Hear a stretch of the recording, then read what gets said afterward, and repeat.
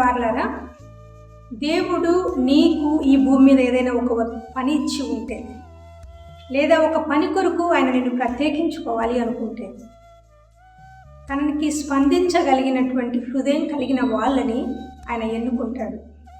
ఆయన ఎన్నుకున్న తర్వాత వాళ్ళని దేవుడు ఐసోలేట్గా, అంటే ఒంటరిగా చేస్తాడు. ఆ తర్వాత తన ప్రణాళికని వాళ్ళకి చెప్తాడు.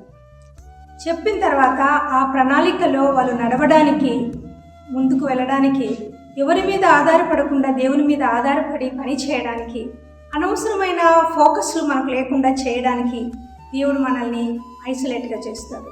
ఎప్పుడైతే దేవుడు మనల్ని ఎలివేట్ చేయాలనుకుంటాడో, లేదా మనల్ని గొప్ప చేయాలనుకుంటాడో, ఎప్పుడైతే మనం ఫోకస్గా పని చేయాలనుకుంటాడో, God will remove the people from our circle. మనం ఏమనుకుంటామంటే, వాళ్ళు నన్ను వదిలిపెట్టేశారు, వాళ్ళు నాకు మోసం చేశారు, వాళ్ళు నన్ను వద్దనుకున్నారు, వాళ్ళు నాకు ఇలా చేశారు, నన్ను ఒంటరిని చేశారు, కరుణించే వాళ్ళ కొరకు కనిపెట్టుకున్నా ఎవరూ కనిపించలేదు, నన్ను ఓదార్చే వాళ్ళు లేరు అని మీరు అనుకుంటారు. కాదండి, మోషేని దేవుడు పిలవడానికి ఆయన అరణ్యంలో ఆయనను కలుసుకున్నాడు.